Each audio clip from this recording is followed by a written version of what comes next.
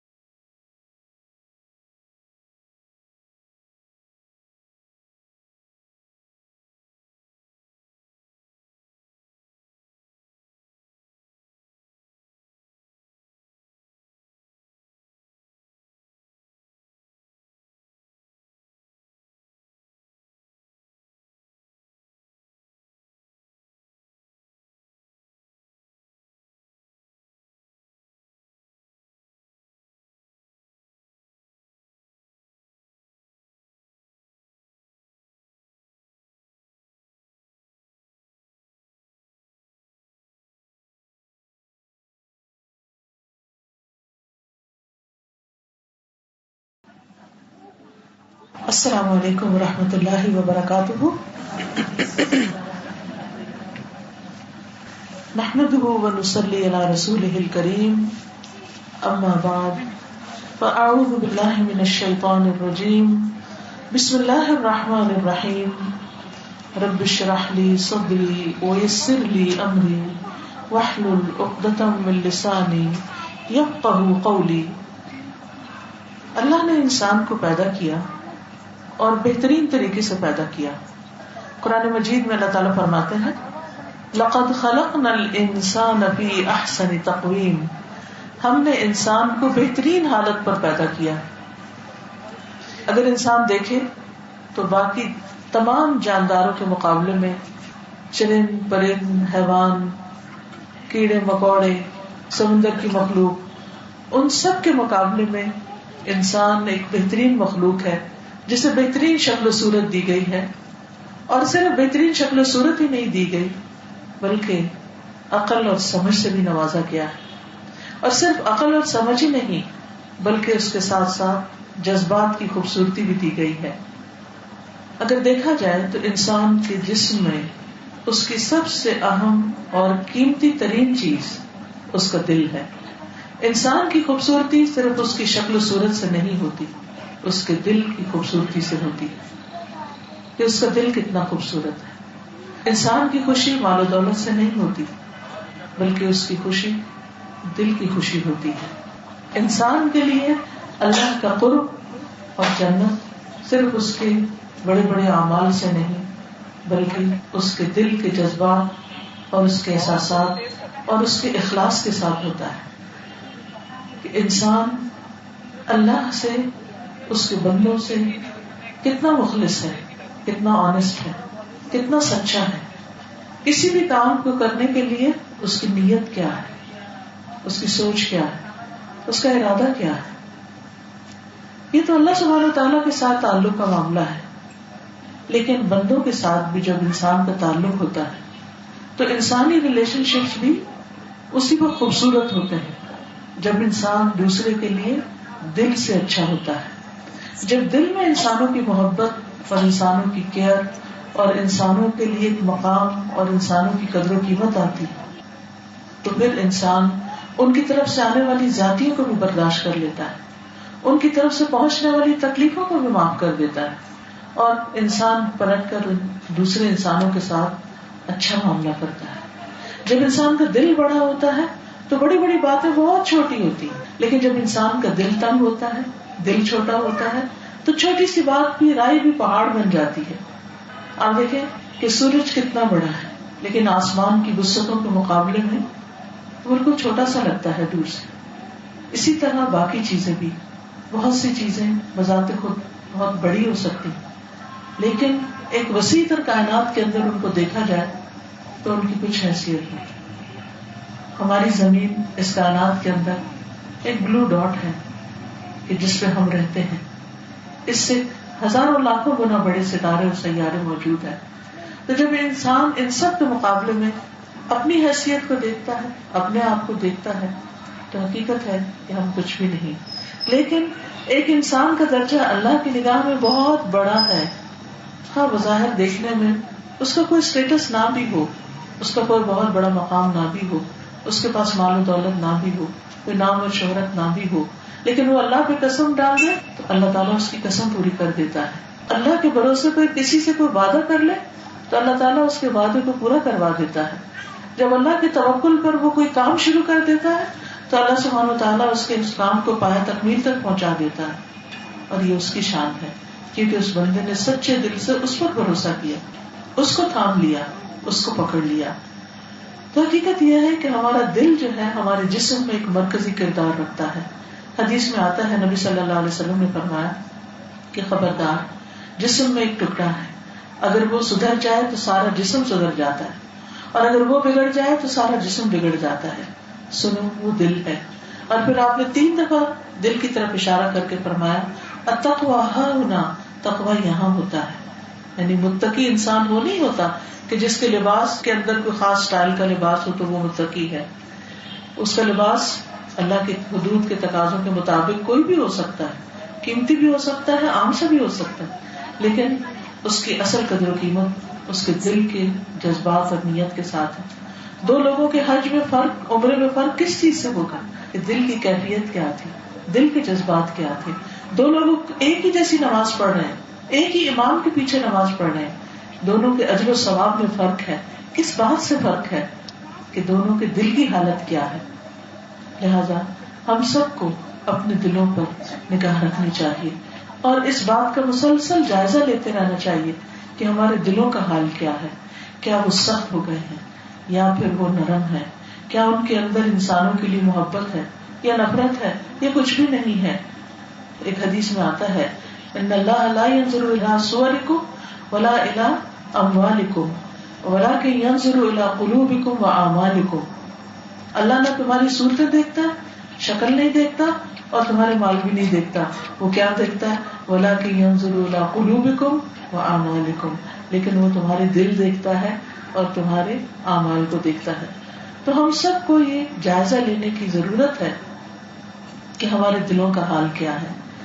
اور امام ابن القیم نے دل کے بارے میں بہت سی باتیں کی ہیں. ان کی ایک تحریر ہے بیمار دل کی علامات. وہ ایک بہت اچھا میزان ہے, کرائیٹیریا ہے جس پر ہم اپنے آپ کو پرکھ سکتے ہیں. تو میں ایک امام ابن القیم کی تحریر آپ کے سامنے رکھوں گی کہ جس میں وہ بیمار دل کی علامات بتاتے ہیں. آپ کا دل صحت مند ہے یا بیمار ہے, اور اس کا جائزہ ہمیں خود لینا ہے. ہم اپنے دل کا جائزہ خود ہی لے سکتے ہیں. مثلاً اگر ہمارے اندر کوئی اخلاقی برائی ہے, کوئی کمی کوتاہی ہے, کوئی ویکنس ہے, ہمارے اندر کسی بھی قسم کی کوئی بری عادت ہے, تو وہ لوگوں کو نظر آ جاتی ہے. لوگ ہمیں کرٹیسائز کرنا شروع کر دیتے ہیں, لوگ ہمیں ڈانٹنا شروع کر دیتے ہیں, یا لوگ ہمیں کوئی نصیحت شروع کر دیتے ہیں. لوگ ججمنٹل ہوتے ہیں تو وہ ہمارے بارے میں کوئی ججمنٹ دینا شروع کر دیتے ہیں. لیکن ہمارا دل تو کسی کے سامنے ہو ہی نہیں سکتا. ہم لاکھ کہیں کہ نہیں ہمارا دل اچھا, ہماری نیت اچھی, کوئی ماننے کو تیار نہیں ہوتا. تو اس لیے کسی کی باتوں سے تو ہم اپنے دل کا جائزہ نہیں لے سکتے. ہاں, ہم اپنے دلوں میں خود جھانک سکتے ہیں, اور جس طرح ایک لٹمس پیپر بتاتا ہے, یعنی ایک میزان ہوتا ہے, اس کا رنگ بدلتا ہے تو پتہ چل جاتا ہے کہ کیمیکل کیسا ہے. اسی طرح انسان کے لیے کچھ میزان ہوتے ہیں، کچھ چیزیں ہوتی ہیں جن سے وہ اپنے آپ کو پہچان سکتا ہے. وہ کہتے ہیں کہ انسان کو کیسے پتا چلے کہ اس کا دل بیمار ہے. پہلی علامت، جب انسان فانی چیزوں کو، دنیا کی حقیر چیزوں کو باقی چیزوں پر ترجیح دینے لگے. ایک دنیا کا مال ہے، دنیا کی چیزیں ہیں، اور ایک وہ چیزیں ہیں جو ہماری کل آخرت میں کام آنے والی ہیں.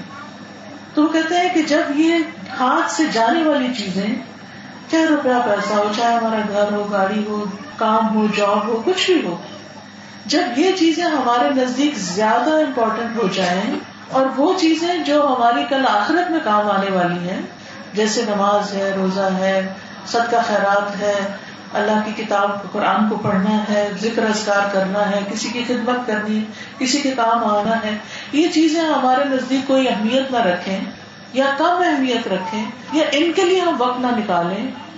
کھانا پکانے میں تو گھنٹوں لگائیں اور اس بات کا خیال رکھیں کہ مزے کا کھانا پکنا چاہیے، لیکن جب کھانا پکا کے نماز کے لیے جائیں تو جلدی جلدی کچھ کھڑے ہو کے کچھ بیٹھ کے بس چند حرکتیں کر کے واپس آ جائیں اور اس میں اللہ کو کچھ بھی یاد نہ کریں. وہ کہتے ہیں کہ پھر انسان سمجھ لے کہ اس کا دل بیمار ہے.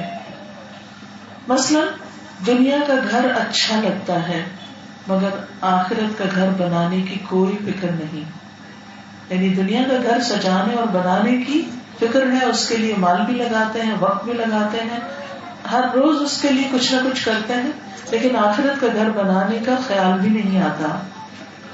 دنیا میں عزت مل جائے مگر آخرت کی عزت یا ذلت اس کی سوچ دل میں ہی نہیں آتی ہی نہیں. یعنی دنیا میں لوگوں سے تو بہت ڈرے، لوگ کیا کہیں گے. بعض اوقات لوگوں کی خاطر کہ لوگ ہمیں کوئی بات نہ کریں، ہم اپنے آپ کو گھلا ڈالتے ہیں، ہم اپنے آپ کو تھکا ڈالتے ہیں کہ کہیں ہماری بے عزتی نہ ہو جائے. کتنا خوف آتا ہے ہمیں اپنی عزت کے جانے کا. اگر کوئی ہمیں کسی کے سامنے کچھ کہہ دے تو ہم بہت مائنڈ کر جاتے ہیں کہ آپ کو مجھے کچھ کہنا ہی تھا. ایون اپنے پیارے ماں باپ بھی بچوں کو جب کسی کے سامنے ڈانٹتے تو ناراض ہوتے کہ ماما آپ نے مجھے کسی کے سامنے کیوں ڈانٹا، آپ نے میری انسلٹ کر دی، ہم سے یہ بات برداشت نہیں ہوتی. تو دنیا میں ایک انسان کے سامنے بھی بے عزتی برداشت نہ ہو، لیکن آخرت کی عزت اور آخرت میں ذلت کا خیال بھی نہ آئے کہ اگر میں نے آج کسی کو یہاں دھوکہ دیا، اگر آج میں نے کسی کا نقصان کیا، آج میں نے اپنی کوئی بھی جاب کام جو بھی ہے اس میں میں نے سنسیئرلی کام نہیں کیا، تو کل یہ سب کچھ میرا عمل نامہ کھل کے آ جائے گا. اگر آج میں نے دکھاوے کے لیے سارے صدقے خیرات کیے کہ جو کچھ میں کر رہا ہوں اس کو اس لیے کر رہا ہوں کہ لوگوں کو پتا چل جائے، تو قیامت کے دن وہ سب کچھ کھل کے سامنے آ جائے گا. حدیث میں آتا ہے کہ من سمعہ اللہ، جو شہرت کی خاطر کام کرے گا اللہ اس کی قیامت میں شہرت خوب کر دے گا، اس کی خوب شہرت ہو جائے گی. کس طرح شہرت ہو جائے گی وہ بتا دیا جائے گا. یہ شخص جو بھی نیکی کا ڈھونگ رچائے ہوئے تھا، بظاہر جو کچھ کر رہا تھا یہ دنیا میں اپنا نام بنانے کے لیے کر رہا تھا، کہنے کو غریبوں کی خدمت اور مدد کر رہا تھا، لیکن مقصد اپنے آپ کو پروجیکٹ کرنا تھا، تو یہ تو اس کو دنیا میں مل گیا، آج اس کے لیے کچھ نہیں. یعنی انسان کے اعمال جسم اختیار کر لیں گے، کچھ شیپ اختیار کر لیں گے، اور انسان ان کو دیکھ کے بھاگے گا کہ یہ میرا ہی کام ہے، یہ میں ہوں، یہ میں نے کیا تھا. اس وقت انسان کو اپنے ہی اعمال سے شرمندگی ہو رہی ہوگی. پھر وہ کہتے ہیں بیمار دل کی علامت کیا ہے کہ دنیا میں آسانیاں ملے مگر آخرت کے عذاب کی پرواہ ہی نہیں. یہاں گرمی لگی ہے پنکھا چلا دو، اے سی لگا دو، گھٹن ہو رہی ہے باہر نکلو، بور ہو رہے ہیں کہیں چلو، مشکل کام ہے کوئی مشین لے لو، کسی سے کروا لو، آسانیاں آسانیاں آسانیاں. لیکن کس قیمت پر؟ ٹھیک ہے حلال جائز طریقے سے سب آسانیاں ہو تو کوئی حرج نہیں، لیکن اگر ناجائز طریقوں سے لوگوں کا مال لوٹ کے غصب، دھوکہ، چوری، فریب کے ساتھ کچھ کیا تو کیا ہوگا؟ وہ وہاں کے لیے عذاب کی شکل اختیار کرتا جائے گا.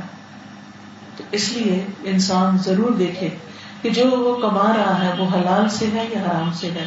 وہ کسی اور کا حق تو نہیں کھا رہا، کسی یتیم کا حق تو نہیں کھا رہا، کسی بیوہ کے اوپر زیادتی کر کے تو کچھ نہیں لے رہا، کسی بہن کا حق تو نہیں مار رہا. یہ ساری چیزیں دیکھ کر، کیونکہ بعض اوقات ایسا ہوتا ہے کہ مرد حضرات بیویوں سے اپنا حق کا مہر معاف کروا لیتے ہیں، معاف کر دو، حالانکہ اپنے پاس اچھا بھلا ہوتا ہے لیکن اس غریب کو کچھ دینے کو تیار نہیں ہوتے. یتیم بھانجوں بھتیجوں کی کفالت کر لیتے ہیں لیکن ان کی پراپرٹی اور ان کی جائیداد ہڑپ کر جاتے ہیں. بیوہ عورت سے صرف اس لیے شادی کی جاتی ہے کہ اس کے پاس بہت جائیداد ہے. تو یہ تمام چیزیں جو ہیں اگر انسان صرف اس لیے بظاہر نیکی کا روپ دھارے ہوئے کہ لوگوں کے مال چھین لے تو پھر اللہ کے ہاں اس کی پکڑ ہے. تو عقل مند کون ہے؟ جو جانے والی چیز پر کمپرومائز کر لے لیکن باقی رہنے والی ہمیشہ رہنے والی نیکیاں. قرآن مجید میں آتا ہے والباقیات الصالحات خیر عند ربک ثوابا وخیر املا. سورۃ الکہف میں آتا ہے کہ باقی رہنے والیاں تو نیکیاں ہیں جو تیرے رب کے نزدیک ثواب اور امید کے اعتبار سے بہتر ہیں. اور پھر دنیا کا گھر اچھا لگے تو فوراً آخرت کا گھر یاد کرے، قبر کو یاد کرے. آج تو میں اس آرام دہ بیڈ میں لیٹی ہوئی ہوں، میری قبر کیسی ہوگی، وہاں میرے لیے روشنی ہوگی یا اندھیرا ہوگا، میں نے اس کے لیے کیا تیاری کی. یہاں تو میرا دل چاہتا ہے کہ ہر وقت میرے آس پاس میرے رشتے دار ہوں، بچے ہوں، فرینڈز ہوں، میں اکیلے نہ ہوں. اکیلے ہونے کا بھی ایک خوف ہوتا ہے لیکن قبر میں تو اکیلے ہی ہوں گے. ہاں قرآن دوست ہوگا جنہوں نے اس کو دوست بنا لیا، جنہوں نے اس کے لیے وقت نکالا. اور پھر دنیا میں عزت اگر اس میں کوئی کمی بیشی بھی ہو گئی تو کوئی بات نہیں، آخرت کی عزت اللہ عطا کرے. جب ساری دنیا کے سامنے انسان کا پول کھلے گا اللہ اس رسوائی سے بچائے.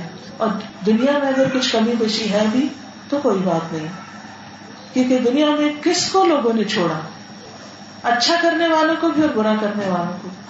آپ اخبار اٹھا کے دیکھیے ہر روز کیا کچھ ہوتا ہے اس میں. کیا آج آپ کو یاد ہے کہ 1 سال پہلے آج کی اخبار میں کس کس کے خلاف کیا لکھا ہوا تھا؟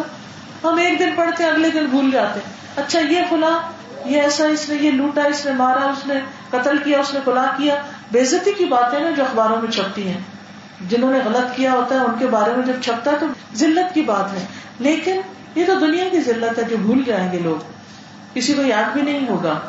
لیکن آخرت کی ذلت ہو تو ہمیشہ کے لیے چپک جائے گی، اس سے تو کوئی بھی نکل نہیں سکے گا.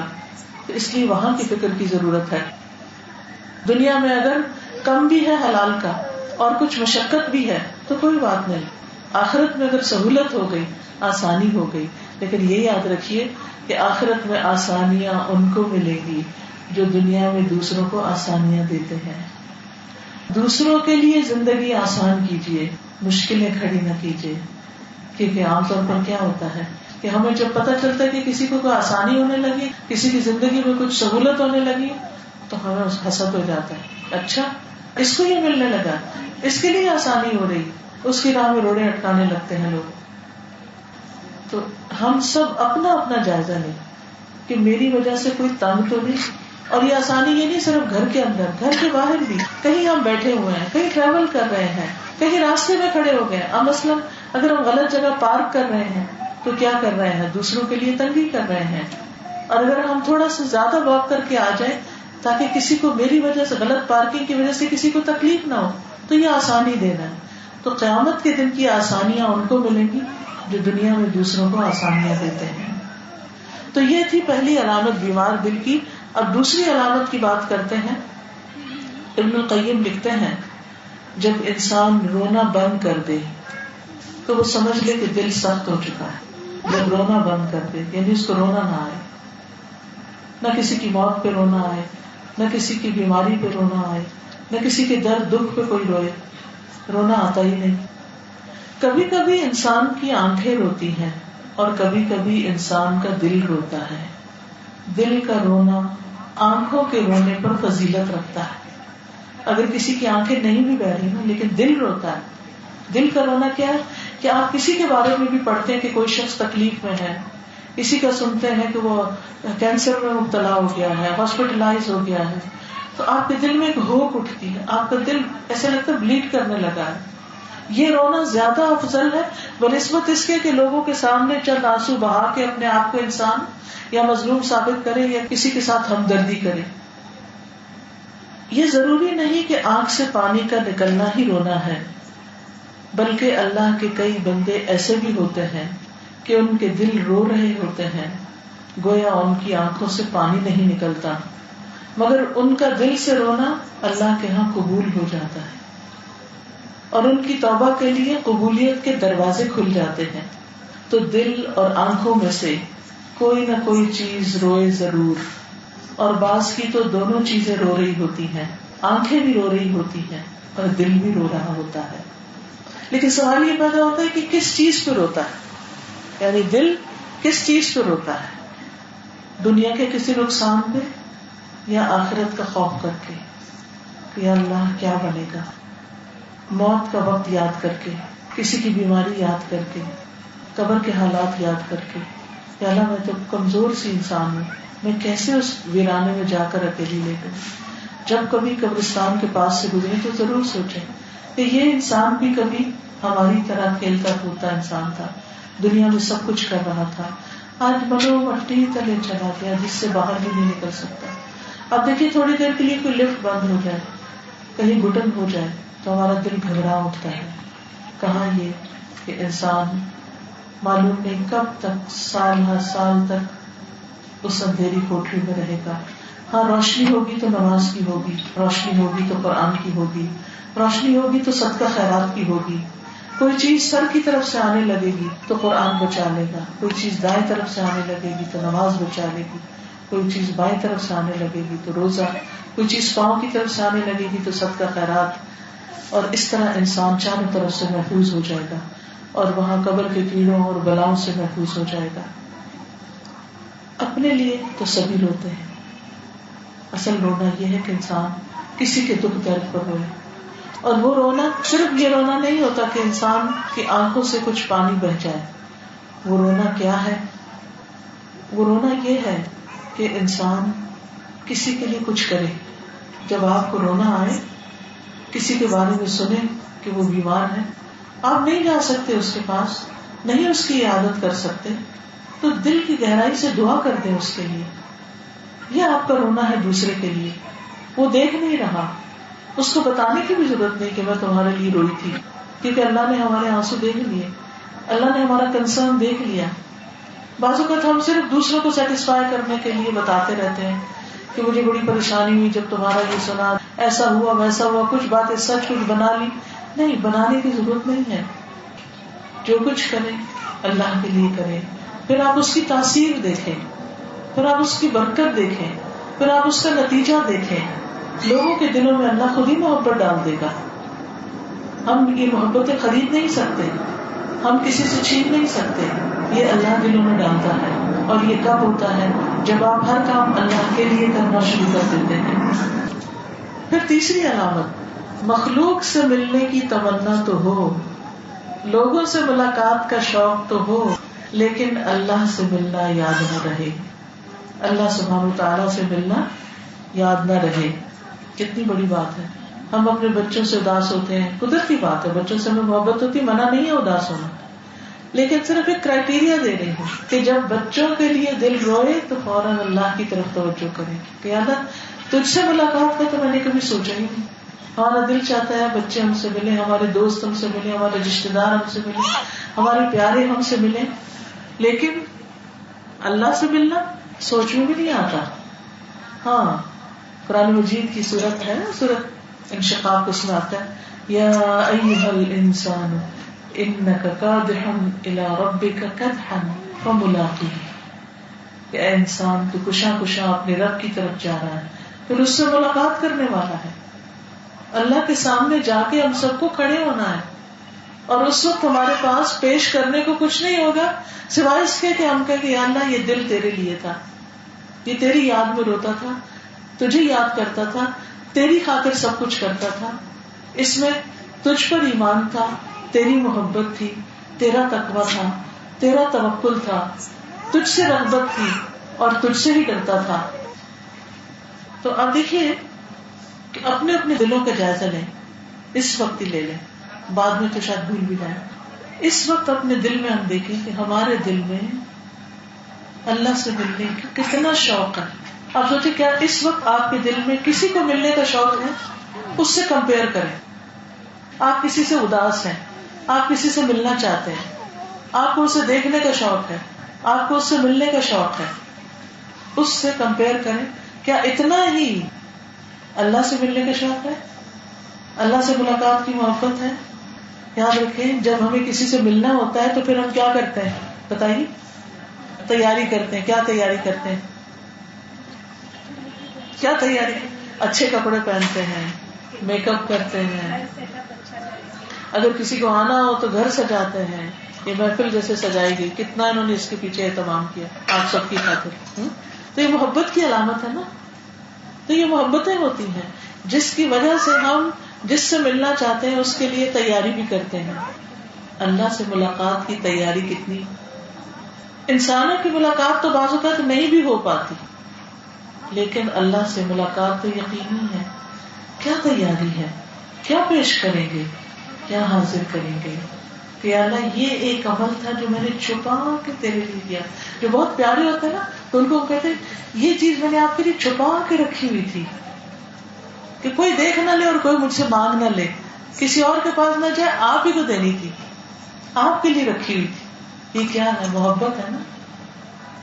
تو اس محبت کے ساتھ جب ہم ملاقات کرتے ہیں تو پھر کیا ہوتا ہے؟ اس ملاقات کے اندر ایک جوش خروش اور ایک شوق ہوتا ہے. کیا ہمیں بھی شوق ہے کہ ہم اللہ سے ملاقات کریں؟ اور اگر نہیں تو دل کچھ بیمار ہے, اس کے علاج کی ضرورت ہے, اس کو شفا چاہیے. اور دلوں کی شفا کس میں ہے؟ دلوں کی شفا کہاں ہے؟ دلوں کی شفا قرآن میں ہے. یہ کس نے کہا؟ یہ میرا قول نہیں ہے, یہ اللہ سبحانہ وتعالیٰ نے فرمایا ہے. وَشِفَاءٌ لِمَا فِي الصُّدُورِ, کہ سینوں کے اندر جو کچھ ہے اس کے لیے شفا یہ قرآن ہے. اس کا پڑھنا, اس کا سمجھنا, اس میں غور و فکر کرنا, یہ اللہ کا کلام ہے. کوئی کتاب دنیا کی اس جیسی نہیں, کوئی علم اس جیسا نہیں. یہ تو اللہ کی رحمت اور اس کا فضل ہے کہ اس نے ہمیں یہ کتاب عطا کی. یہ ہمارے پاس ہے, لیکن اگر ہم اس سے فائدہ نہ اٹھائیں تو پھر ہمارا اپنا ہی قصور ہے. پھر وہ کہتے ہیں مخلوق سے ملنے کی تو تمنا ہو لیکن اللہ سے ملنا یاد نہ ہو تو سمجھ لو کہ یہ میرے دل کی موت ہے. لوگوں کے ایک دوسرے کے ساتھ ایسے تعلقات ہوتے ہیں کہ ان کے دل میں ایک دوسرے سے ملنے کی تمنا ہوتی ہے. وہ اداس ہوتے ہیں اور انہیں انتظار ہوتا ہے, مگر اللہ کی ملاقات یاد ہی نہیں ہوتی, اس کا برسوں خیال نہیں آتا اور اس کی کوئی بات بھی نہیں کرتا. موت کے وقت جب انسان کی جان نکلنے لگتی ہے تو یا اس کے پاس رحمت کے فرشتے آتے ہیں اور یا اس کے پاس عذاب کے فرشتے آتے ہیں. ان دو میں سے کوئی ایک ہوتا ہے, یا عذاب کے یا رحمت کے. تو اس وقت جب رحمت کے فرشتے آتے ہیں تو مومن یا جو بھی نیک انسان ہوتا ہے اس کے دل میں بس شوق ہوتا ہے میں اللہ کے سامنے چلا جاؤں, اللہ سے ملاقات کروں.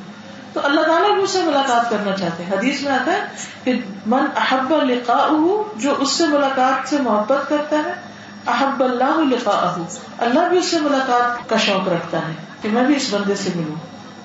کیونکہ کوئی بھی ریلیشن ون سائڈڈ نہیں ہوتا. رضی اللہ عنہم ورضوا عنہ, وہ اللہ سے راضی ہو گیا, اللہ ان سے راضی ہو گیا. یحبہم ویحبونہ, قرآن مجید میں آتا ہے کہ وہ ان سے محبت کرتا ہے اور وہ اللہ سے محبت کرتے ہیں. تو دو طرفہ ریلیشن ہے. ہم اللہ سے ملاقات کا شوق رکھتے ہیں تو اللہ تعالیٰ ہم سے ملنا چاہتا ہے, اور جو اللہ سے نہیں ملنا چاہتا اللہ تعالیٰ کو بھی اس سے ملنے کا کوئی شوق نہیں.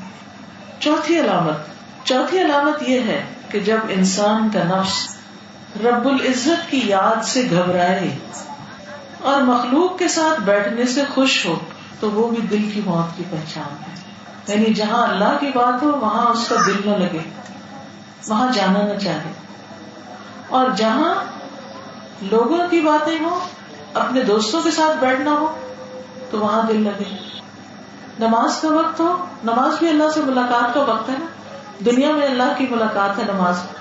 نماز کا وقت ہو تو انسان فون اٹھا کے بیٹھ جائے, میسجز چیک کرنے لگے یا چٹ چیٹ کرنے لگے یا کال کر لے یا کسی کی کال آ جائے اور اس میں اتنی لمبی بات ہو جائے. یا پھر ہم زیادہ بھی کیا کہتے ہیں کہ جب کسی کا فون آ جائے تو ہم اسے کہتے ہیں پھر میں جلدی سے نماز پڑھ کر آتی ہوں, پھر تم سے بات کرتی ہوں, تسلی سے پھر بات کروں گی. اللہ سے ملاقات جلدی سے اور تم سے ملاقات تسلی سے. یہ ہم خود بولتے ہیں, یہ ہمارے اپنے الفاظ ہوتے ہیں. تو اس میں انسان کو پھر اپنا محاسبہ کرنا چاہیے, اپنا جائزہ لینا چاہیے کہ میری دل کی کیفیت کیا ہے.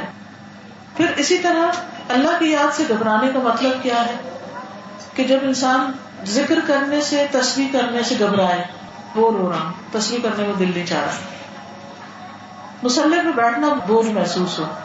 اب آپ دیکھیے 2-3 اتنے چھوٹے چھوٹے ذکر ہیں کہ اگر انسان ان کی پابندی کرے تو اس کے لیے جنت ہے. مثلاً ہر فرض نماز کے بعد جو شخص آیت الکرسی پڑھتا ہے، اگر اگلی نماز سے پہلے اس کی ڈیتھ ہو جاتی ہے تو جنت میں جانے سے اس کو کوئی روک نہیں سکتا. اتنی فضیلت ہے. لیکن ہر نماز کے بعد اس کی پابندی کرنا بھی تو ایک بات ہے نا. ہمیں کیا پتا کہ ہم کہیں ابھی بہت کام ہے، آیت الکرسی کا وقت نہیں ہے، وہ چھوڑ کے اٹھ جائیں، آگے نہیں پتا کیا موت کہاں کھڑی ہے، کتنے منٹ لگتے. کبھی آپ اپنا ٹائم کر کے آپ دیکھیں کہ آیت الکرسی پڑھنے میں کتنے منٹ لگتے ہیں. 1 منٹ میں نہیں لگے گا. کتنی بڑی فضیلت ہے. اسی طرح دوسری چیز کیا ہے؟ تسبیحات فاطمہ. 33 دفعہ سبحان اللہ، 33 دفعہ الحمدللہ، 34 دفعہ اللہ اکبر، یا 33 دفعہ اللہ اکبر اور آخری دفعہ لا الہ الا اللہ وحدہ لا شریک لہ لہ الملک ولہ الحمد وہو علی کل شیء قدیر. ایسا پڑھنے والے کے لیے بھی جنت کی بشارت ہے. اور جو شخص یہ پڑھے، کوئی شخص عمل میں اس سے آگے نہیں جا سکتا، یعنی پیچھے والے اس کو نہیں پہنچیں گے سوائے اس کے کہ وہ بھی یہی عمل کریں. اب میں نے اس کا ٹائم کیا تو تقریباً 1.25 سے 1.5 منٹ بنتا ہے ان تسبیحات کے پڑھنے. چھوٹا سا عمل ہے، ہر نماز کے بعد چھوٹا سا ذکر ہے، لیکن بے پناہ اجر ہے. پھر وہ کہتے ہیں کہ ایک موٹا سا اصول سمجھ لو کہ اگر بندے کا دل اللہ کے ساتھ دیکھنا ہو، اس کا تعلق، تو اس کا مصلی پہ بیٹھنا دیکھ لو کہ نماز کے بعد کتنی دیر بیٹھتا ہے اس پہ. ذاکر شاغل بندہ مصلی پر اسی سکون کے ساتھ بیٹھتا ہے جس طرح بچہ ماں کی گود میں سکون کے ساتھ بیٹھتا ہے. یعنی ہمارا اللہ سے کتنا تعلق ہے تو ہم دیکھ لیں کہ جائے نماز پہ ہمارا دل کتنا لگتا ہے، کتنے سکون سے ہم اس پہ بیٹھتے ہیں. اور جس کے دل میں بیماری ہوتی ہے اس کے لیے مصلی پہ بیٹھنا مصیبت ہوتی ہے. وہ نماز پڑھ بھی لے کسی طرح تو بس ایک سلام پھیر کے دوسرا ابھی پورا نہیں پھیرتا کہ وہ اٹھنا بھی شروع ہو جاتا ہے کہ فوراً نکل بھاگے یہاں سے. وہ سلام پھیر کر مسجد سے بھاگ کھڑے ہوتے ہیں. کئی تو ایسے ہوتے ہیں کہ مسجد میں آنے کے لیے ان کا دل ہی نہیں مانتا. تو یہ چند علامات امام ابن القیم الجوزی نے اس سلسلے میں بتائی ہیں. انسان اس کے لیے پھر کیا کرے؟ جس طرح باقی جسم بیمار ہوتا ہے تو اس کے لیے انسان علاج کرتا ہے، اسی طرح اس کے لیے بھی علاج ضروری ہے. اور وہ علاج کیا ہے کہ انسان نمبر 1 اللہ کا ذکر کرے، اللہ سے دعا کرے، قرآن کی تلاوت کرے، قرآن کو سمجھے، قرآن کی مجلسوں میں حاضر ہو. کیونکہ جہاں اللہ کا ذکر ہوتا ہے وہاں پر اللہ کی رحمت نازل ہوتی ہے، سکینت نازل ہوتی ہے. ایسے لوگوں کے پاس اٹھے بیٹھے کہ جو اس کو اللہ کی یاد دلائیں، آخرت کی یاد دلائیں، تو اس سے دل آہستہ آہستہ دنیا سے کم اور آخرت کی طرف زیادہ متوجہ ہوگا. اور پھر آپ دیکھیے کہ ہم ہر چیز کے لیے گول سیٹ کرتے ہیں کہ اس سال میں، اس عرصے میں، اپنی جاب میں، اپنے کیریئر میں، اپنے پرسنل لائف میں مجھے یہ اور یہ اچیو کرنا ہے. تو اسی طرح اللہ کی محبت کے لیے بھی اپنا ایک گول سیٹ کرے کہ مجھے اتنے عرصے میں اس مقام تک پہنچنا ہے. یاد رکھیے کہ جب بندہ اللہ سے محبت کرتا ہے تو اللہ تعالیٰ بھی بندے سے محبت کرتا ہے. دنیا میں کئی دفعہ ایسا ہوتا ہے ہم محبت کرتے ہیں لیکن دوسرا شخص ہم سے محبت نہیں کرتا. بعض خواتین کو یہ شکایت ہوتی ہے کہ وہ اپنے ہسبینڈ سے بہت محبت کرتی ہیں مگر ہسبینڈ کی طرف سے وہ رویہ نہیں ملتا. وہ بہن بھائیوں سے، رشتے داروں سے اچھا کرتے ہیں، رشتے دار جواب میں اچھا نہیں کر رہے، دوست اس طرح سنسیئر نہیں ہے، لوگوں سے کئی شکایتیں ہیں. لیکن یاد رکھیے ایک اللہ کی محبت ایسی ہے کہ اگر آپ اللہ سے محبت کرتے ہیں تو اللہ سبحانہ وتعالیٰ لازماً آپ سے محبت کرتا ہے. اور جب اللہ تعالیٰ بندے سے محبت کرتا ہے تو بندہ تقوی کے نور سے چمکنے لگتا ہے، اس کے اندر سے ایک روشنی پھوٹنے لگتی ہے. وہ اپنے نفس اور اپنی ضد چھوڑ کر، اپنی مرضی چھوڑ کر اللہ اور اس کے رسول کی مرضی کے تابع اپنے آپ کو کرنے لگتا ہے. اس کا دل دنیا سے زیادہ آخرت کی طرف لگ جاتا ہے. اور پھر اللہ سبحانہ تعالیٰ جب کسی بندے سے محبت کرتا ہے تو اللہ سبحانہ تعالیٰ جبریل علیہ السلام کو بلاتے ہیں اور فرماتے ہیں انی احب فلانا، اے جبریل میں فلاں شخص سے محبت کرتا ہوں، فلاں شخص سے مجھے محبت ہو گئی ہے. اللہ اکبر. اللہ کو اپنی مخلوق کی ضرورت نہیں، لیکن اس بندے کی شان کتنی بڑی ہوگی اللہ کی نگاہ میں جس سے اللہ محبت کرتا ہوگا. پھر اللہ تعالیٰ جبریل کو حکم دیتے ہیں وَأَحِبَّهُ، تم بھی اس سے محبت کرو. پھر جبریل جو فرشتوں کے سردار ہیں، روح القدس، جن کے ذریعے اللہ نے وحی بھیجی، جن کے 600 پر ہیں، یعنی مخلوق میں سے کوئی جاندار مخلوق اتنی بڑی نہیں جتنے جبریل علیہ السلام نے.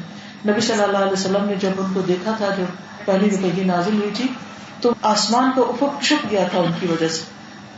بڑے سے بڑے بادل بھی اس طرح نہیں چھپا سکتے جس طرح. پھر اسی طرح نبی صلی اللہ علیہ وسلم جب معراج پر گئے تو آپ نے دیکھا کہ ان کے پروں سے موتی جھڑ رہے ہیں. بہرحال اللہ سبحانہ وتعالیٰ کے یہاں ان کا ایک خاص مقام ہے. تو اللہ تعالیٰ فرماتے ہیں فَأَحِبَّهُ، جبریل تم بھی اس سے محبت کرو. فَيُحِبُّهُ جبرائیل، تو جبرائیل بھی اس سے محبت کرنے لگتے ہیں. پھر جب جبریل محبت کرتے ہیں ایسے بندے سے تو وہ پھر آسمان والوں میں آواز دیتے ہیں. ثم ينادي في السماء، آسمان میں ندا لگاتے ہیں ان اللہ يحب فلانا فاحبوه، اللہ فلاں بندے سے محبت کرتا ہے، اے آسمان والو تم بھی اس سے محبت کرو. تو سب آسمان والے اس سے محبت کرنے لگتے ہیں. پھر اس شخص کے لیے وہ محبت دنیا میں اتار دی جاتی ہے، اس کے لیے وہ قبولیت دنیا میں اتار دی جاتی ہے. تو زمین والے بھی اس شخص سے محبت کرنے لگتے ہیں. یاد رکھیے اللہ کی محبت کوئی معمولی چیز نہیں ہے. جس کو یہ مل گئی اس کو سب کچھ مل گیا، اور جسے پوری دنیا کی بھی محبت مل گئی لیکن وہ اللہ کی محبت سے محروم رہا، اس کائنات کے خالق کی محبت سے محروم رہا، تو محروم بھی رہا. اس لیے بہت ضروری ہے کہ ہم وہ کام کریں جس سے اللہ کی محبت حاصل ہو.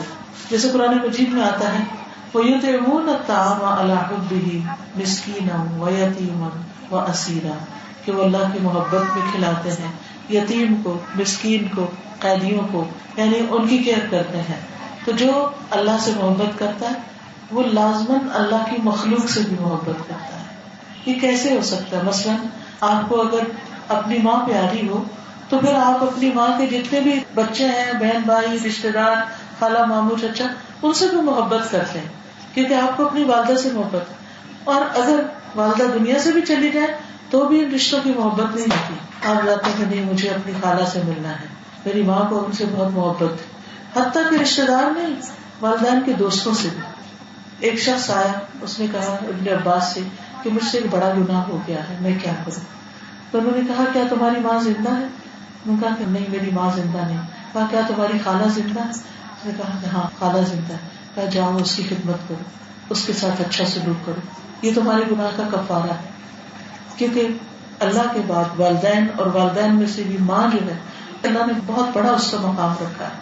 تو انسان کے گناہوں کا کفارہ ہوتا ہے، انسان کے دل کی سختی دور ہوتی ہے جب انسان اپنی ماں کا دل خوش کرتا ہے. اور بعض اوقات ہماری ایگو آ جاتی ہے کہ کچھ باتوں سے بچپن میں ماں باپ سے اختلاف بھی ہو جاتا ہے، تو پھر ہم سوچتے ہیں کہ اب ہم نے ان سے بدلہ لے کے چھوڑنا ہے. لیکن کہاں تک بدلہ لیں گے؟ وہ ان سے نہیں لے رہے، اپنے آپ سے لے رہے ہوتے ہیں. اپنا ہی دل بے چین اور پریشان ہو رہا ہوتا ہے.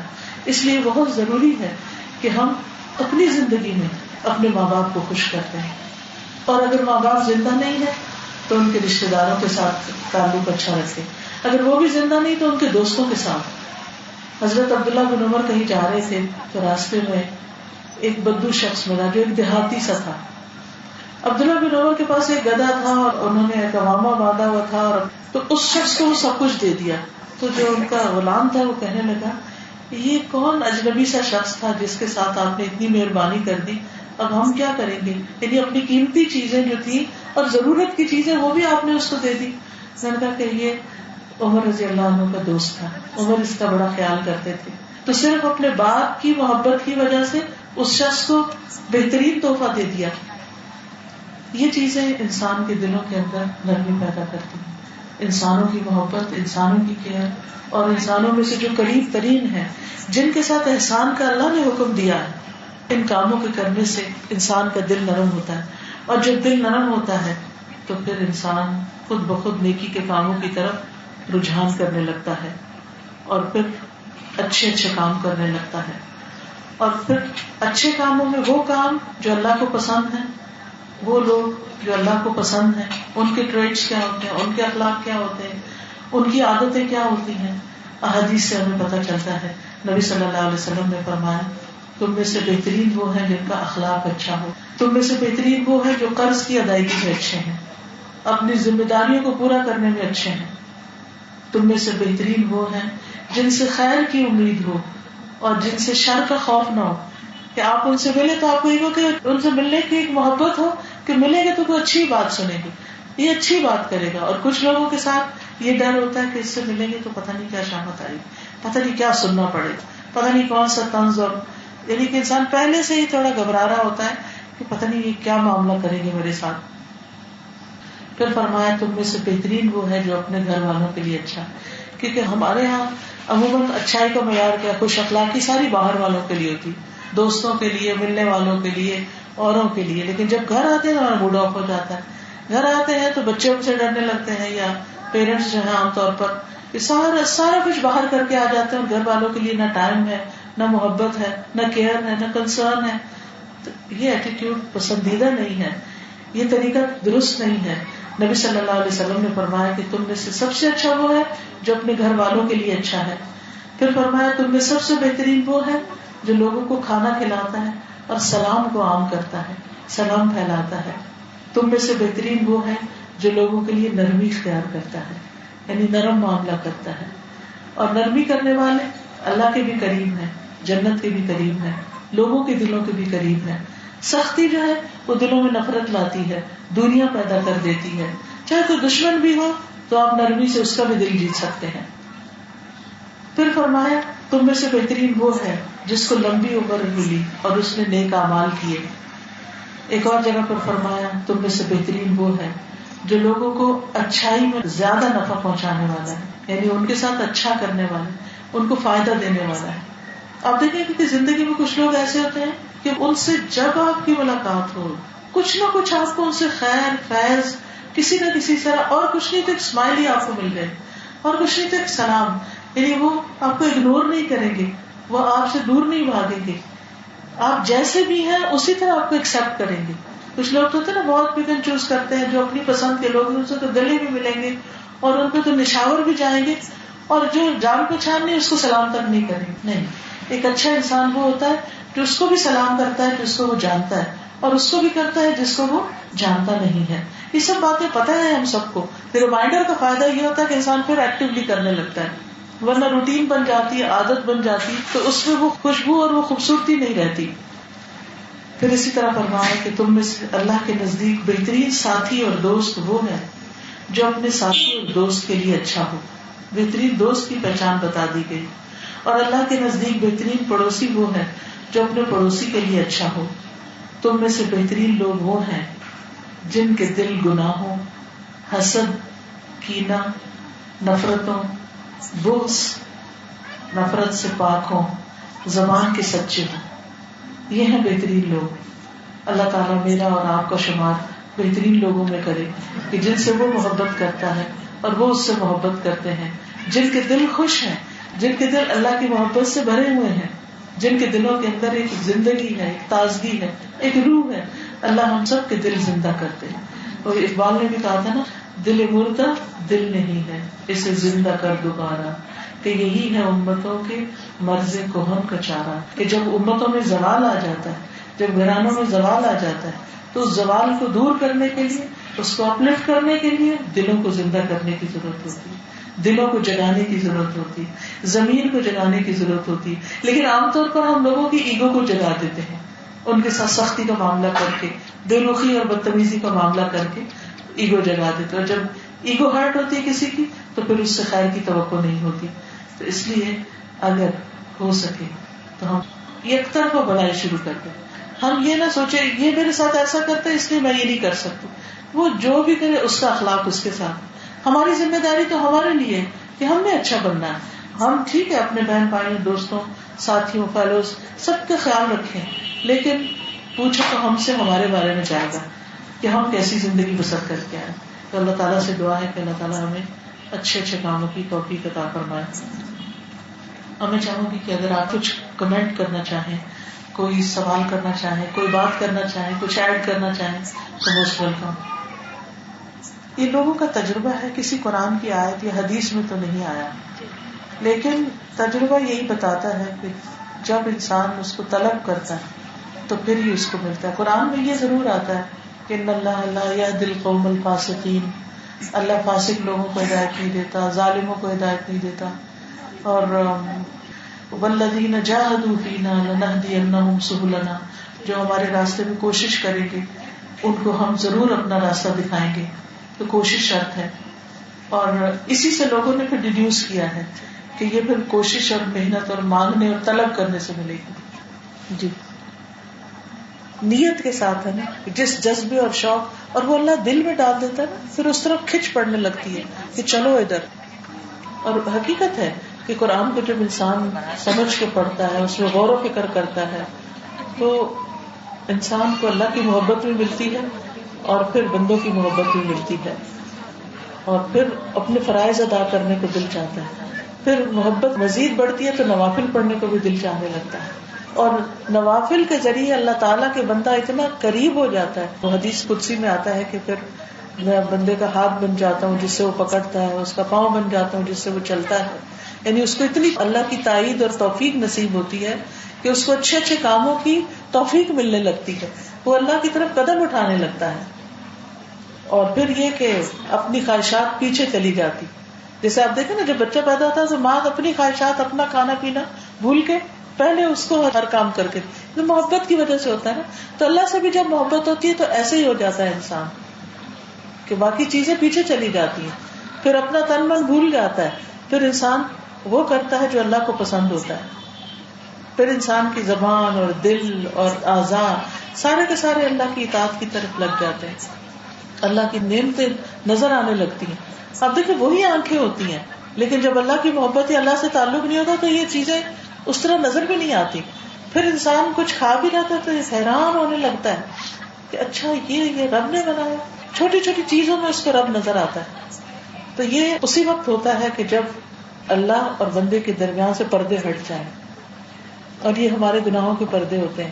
جب توبہ کرتا ہے انسان اور اللہ کی طرف قدم اٹھاتا ہے تو پردے ہٹنے لگتے ہیں اور توفیق ملنے لگتی ہے. ان کا سوال ہے کہ دنیا کی چیزوں سے محبت نہیں کرنی چاہیے؟ بالکل کرنی چاہیے، لیکن ان کو اللہ کی محبت میں قربان کرنا چاہیے. قرآن مجید میں آتا ہے وَيُطْعِمُونَ الطَّعَامَ عَلَىٰ حُبِّهِ. اس کا ایک معنی یہ کیا گیا کہ اس کھانے کی محبت کے باوجود اسے کھلاتے ہیں اللہ کی محبت میں، یعنی اوروں کو. پھر اسی طرح لَن تَنَالُوا الْبِرَّ حَتَّىٰ تُنْفِقُوا مِمَّا تُحِبُّونَ. تم اس وقت تک نیکی کو پا ہی نہیں سکتے جب تک وہ خرچ نہ کرو جس سے تمہیں محبت ہے. تو اس سے یہ پتہ چلتا ہے کہ دنیا سے محبت بری چیز نہیں ہے، لیکن اللہ کی محبت سے بڑھ کے نہیں ہونی چاہیے. اور جب اللہ اس میں سے کسی چیز کو مانگے، چاہے ہماری جان ہو، مال ہو، ہمارا کچھ بھی ہو، تو ہم پھر روک کے نہ رکھیں. اگر ہم سے زیادہ کوئی ضرورت مند ہے تو اس کی تکلیف ہمیں محسوس ہو، یعنی ہمارے دل میں اللہ کی محبت کی وجہ سے اللہ کے بندوں کی محبت اور ضرورت کا احساس ہو. چلیے دعا کرتے ہیں.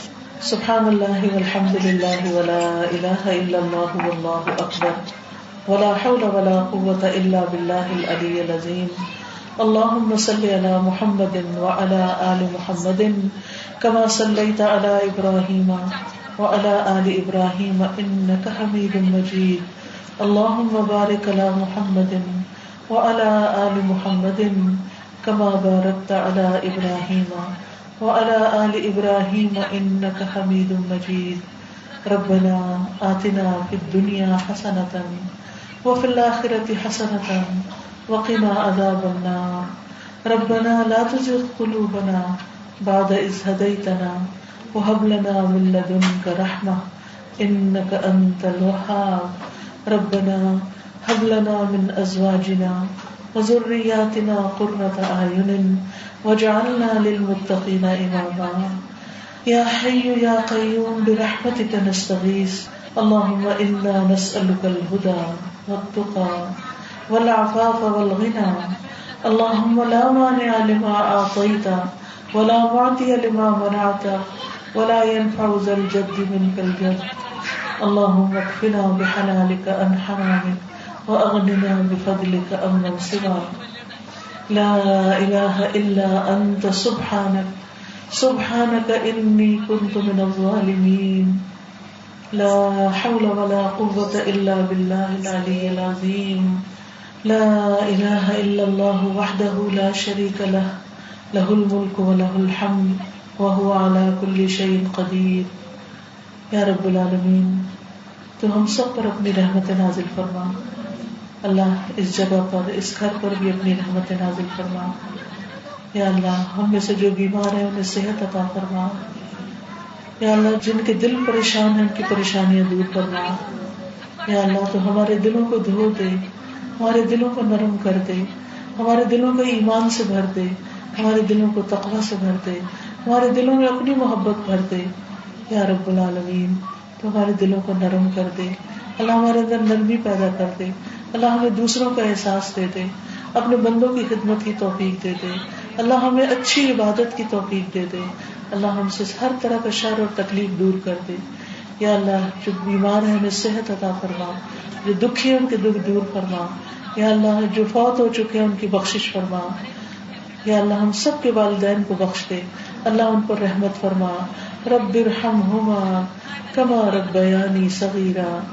اللہم اغفر لہم وارحمہم وعافہم واعف عنہم واکرم نزلہم ووسع مدخلہم واغسلہم بالماء والثلج والبرد ونقہم من الخطایا کما ینقى الثوب الابیض من الدنس. اللہم ابدلہم دارا خیرا من دارہم واہلا خیرا من اہلہم.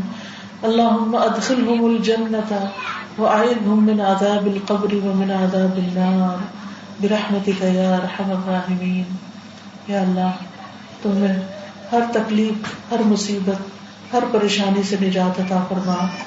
یا رب العالمین ہم ہر اس چیز سے تیری پناہ میں آتے ہیں جس سے پناہ رسول اللہ صلی اللہ علیہ وسلم نے مانگی. یا رب العالمین ہمیں ہر طرح کی بیماریوں سے, ہر طرح کے خوف سے, ہر طرح کے تکلیفوں سے محفوظ رکھ.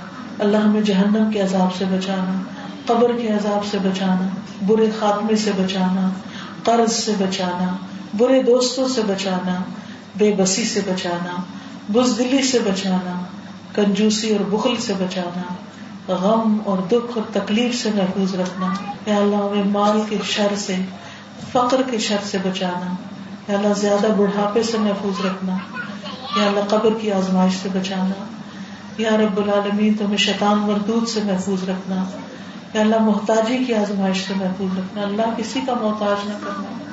یا اللہ دجال کے فتنے سے بچانا, زندگی اور موت کے فتنے سے محفوظ رکھنا. یا اللہ نعمتوں کے زوال سے محفوظ رکھنا اور اپنی ناراضگی کے سارے کاموں سے دور رکھنا. یا اللہ عافیت عطا کرنا, ظلم کرنے اور ظلم ہونے سے بچا لینا, ذلت اور رسوائی سے دنیا اور آخرت میں محفوظ رکھنا. اللہ اس علم سے بچانا جو فائدہ نہ دے, تو وہ دعا نہ ہو جو سنی نہ جائے. یا اللہ ایسا دل نہ ہو جو ڈرے نہ, اللہ ایسا نفس نہ ہو جو کبھی سیر نہ ہو. یا اللہ برے اخلاق سے بچانا, برے اعمال سے بچانا, بری خواہشات اور بری بیماریوں سے. یا اللہ تو ہمیں ہمارے ہی شر سے محفوظ رکھنا, بدبختی کے لاحق ہونے سے بچانا, دشمنوں کے خوش ہونے سے. یا اللہ ہر طرح کی تکلیفوں سے, گرنے سے, جلنے سے, ڈوبنے سے, موت کے وقت شیطان کے بہکاوے سے, اللہ برے دن سے, بری رات سے, برے لمحات سے, دشمنوں کے غلبے سے, ہر اس بات سے جو جہنم کے قریب کرے, اور ہر کفر اور نفاق اور شہرت اور ریاکاری سے. یا اللہ ہم ہر اس چیز سے تیری پناہ چاہتے ہیں, تیری پناہ مانگتے ہیں جس سے تیرے پیارے حبیب محمد صلی اللہ علیہ وسلم نے پناہ مانگی. اور ہم ہر اس خیر اور بھلائی کا تجھ سے سوال کرتے ہیں جس کا سوال محمد صلی اللہ علیہ وسلم نے تجھ سے کیا. یا اللہ تو ہم سب پر اپنی رحمت نازل فرما. جتنے لوگ یہاں آئے ہیں ان کے دلوں میں جو دعائیں اور نیک تمنائیں ہیں, یا رب تو نے پورا کر دے. اللہ ہمیں ویسا بنا لے جیسا بننا تجھے پسند ہے. یا اللہ تو ہمارے لیے مشکلات کو آسان کر دے. ربنا تقبل منا انک انت السمیع العلیم. یا اللہ اس گھر پر اور گھر والوں پہ رحمت نازل فرما, اور ان کے بچوں کو صحت اور تندرستی عطا فرما، اور ان کی یہ نعمتیں قائم رہیں، اور اسی طرح اللہ کے راستے میں آگے بڑھتے رہیں. ربنا تقبل منا انك انت السميع العليم وتب علينا انك انت التواب الرحيم. وصلى الله تعالى على خير خلقه محمد وعلى آله وأصحابه وأهل بيته أجمعين برحمتك يا أرحم الراحمين. إلهي آمين. سبحانك اللهم وبحمدك أشهد أن لا إله إلا أنت أستغفرك وأتوب إليك. السلام عليكم ورحمة الله وبركاته. سبيل الدموع سبيل